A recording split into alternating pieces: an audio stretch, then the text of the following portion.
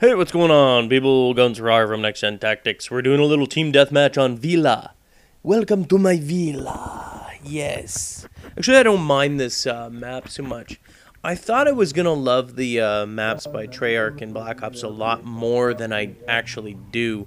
Only because, you know, I think back to the World at War days where they were just so expansive and there was so much to them in World at War, and I don't know, these don't seem as, I don't know, I just, you know what, I feel kind of disappointed in the maps. They're not horrible, but they're not near as good as they were in World at War. That being said, now that we're done whining about it, we're never done whining. Let's get into some tactics here. Number one, you don't want to spend too much time. I always rush up to that point there because it's usually a good vantage point to catch people coming on that far side there. On the far, what is it? The west side? West, y'all? Yeah, I think it's on the west side. So I get up there, I take a look. Normally you can take a couple of shots at some people going through the middle or on the far west side, just generally because I think that's their spawn areas there. So you're going to usually catch some people there. Don't spend a lot of time up there because they're going to be looking. You're a huge target on that balcony back in the beginning. Now when we're coming up here, the other place, I don't know if I go in there right now. Maybe. This is a highly dangerous area where I am right now. Very major transition. Lots of transitions going on in there. You know, people trying to go from one part of the map to the next.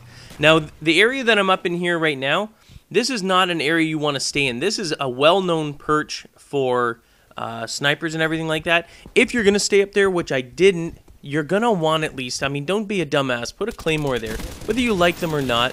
If you're going to spend any time up in the top, you know, the second level there, overlooking, because again, like I said, it's very active in this area, then you're going to definitely want to have a claymore. You need someone, because it's like a guard protecting you so that you can focus on what's ahead of you, which is all this transition area here, right where I'm killing people. You still have a good vantage point from up there.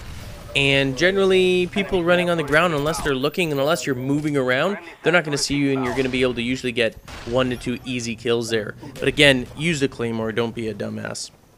But you do have to watch out, and the reason why I say this is because I typically will do that. When I'm coming around that bend, I will always take a look up into... I'm just obviously getting very lucky here. I don't know if they're spawning there or they decided to camp out a little bit. Anyway, you want to be careful because when I'm going around that corner, if I see even the slightest bit of a shadow, because I look very carefully at that window, I know it's a very, very big spot for snipers and people with assault rifles. So right there, as I'm walking by, I'm actually looking down. So I go sideways. It's not the ground level I'm concerned about because you can see that easily. I'm actually checking that window, constantly checking the window. And then obviously when you get up closer here, you're looking for guys down in there. Like I said, this area is a very, very big transition area. Very active. But you know, usually the main sore spot is that second window. So you got to be very careful. Throw a Semtex. When I'm in there, if I see anyone, I'm chucking a Semtex or cooking a frag and throwing it in there. And in most cases, you're going to be able to kill someone. That guy was obviously playing with his RC car. Now he's pushing up daisies. I die here. Whoa, too much of a party. And I was not invited. Now you notice here with Mortar Strike, I look at, I hit key areas. Number one, I hit the balcony where those guys were, because again, that's another major area. The balcony, and which is why it's a bad place to be. You're super, super exposed. Anyone that's like a half-decent sniper from the back here will be able to take your ass out. And you're exposed to everyone else. Everyone can see you plain as day. It's not a good spot to be. It's easily overrun by people coming in within the actual building. So I would, even though it's a quick, I do it in the very beginning, but you notice I don't stay there. When we spawn, when we first start the game, that's the first place I run. I go there, I make my shot, see if I can catch someone running, and then I book it. I get the hell out of there because it is a very dangerous place to be in. Now I think I might be going back into this building here, and if I do, generally, if I'm going to spend any amount of time, more than just a quick look down the laneway and everything like that, then I'm going to actually put a claymore. I don't know where I'm doing. What's going on? Oh, I'm hearing somebody.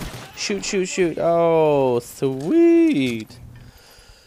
Yeah, and again, up to the actual, I repeated myself, didn't I? Yes, I did. Yes, I did. Going in through here, through the side, there's a lot of people that like to camp up in there, in this room right here. You notice I'm going to put a claymore down. Again, I mean, I use claymores not simply to get kills or cheap kills. I use them to protect myself, because typically, and unless I'm playing with like the NGT Elite, which we haven't done so yet in Black Ops, I don't trust people in public matches, and you can't. No one in public matches cares about how well you do. They're all about themselves, even though it's a team-based system, and that's why I use the claymores. The claymores are kind of like my little personal guards, and what I love about Black Ops is being able to remove that claymore, because, you know, sometimes I just use a claymore to protect the position I'm in at that time, but I don't want to leave it there, and you only get one claymore in Black Ops, so if you're going to do it, and all of a sudden I'm moving to my next one, I definitely want the ability to remove my claymore and move it on to the next area. That's actually a bad claymore placement. I don't place it there anymore. And as a matter of fact, I don't even think I use the Commando anymore. I actually recently prestiged, so I lost it, but I'm not a huge fan of the Commando. It's not bad. Like, I mean, it's not horrible. In comparison to the other weapons, it's probably above average, I would say. I don't know. I just don't like the action. I would have liked the action on the FAL or the M14, except for the fact that they heavily nerfed semi-automatics, and it locks up on me every time I fire. Nonetheless, Commando's a fine weapon. I typically use silencer and red dot. I use red dot because my aim is actually pretty bad, and I know it, and so I almost always use the red dot, and I've used it since COD 4 days. So I kind of hindered myself. Now here, I want to get out of this building. Number one, again, I don't like being trapped in here. I don't like being trapped in there. Number one, because I don't have a claymore. But number two, everyone knows that someone sits up there. So it's a high target area. You're going to get frags and semtex thrown in there. You're going to get people running in through the bottom. And the only reason why I stopped at the top there is because my team was on the other side of the map.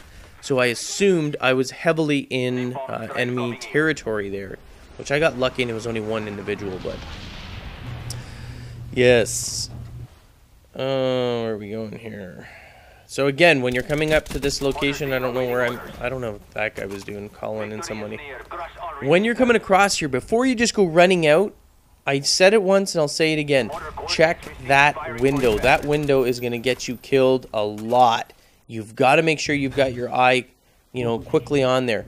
And obviously, if you're making kills there, the best thing to do is to switch locations, silencer or not. The individual that dies there, number one, leaves a skull on the enemy's thing, so they're gonna know whether or not you're silenced. They're gonna know that there's some action going on over at that side of the map. And then all of a sudden, the guy that you killed is probably also gonna be heading there. And the spawn system is such that it kind of like, if it's anything like Modern Warfare, and it seems to be like that here, they kind of want to place the enemy's spawn area somewhat near you, wherever you killed them. Ooh, I hate those freaking things. Wherever you are, so that they can get a revenge kill. So it's always a good idea. Once you make a kill, book it. Get out of there, get out of that area. Just, you know, make a different area. Place a claymore, and usually that actually makes me laugh and usually gets a kill, because they come in looking for you and all they find is a little cream pie exploding in their face. Delicious. Anyway, that's Villa. We'll have more tips as we're playing more games. But that's the first one, and I'm Guns for Hire, and I'm out. Bye. Get the latest updates and stay in touch with the NGT community with our all-new Facebook application. Check the description of the video for details.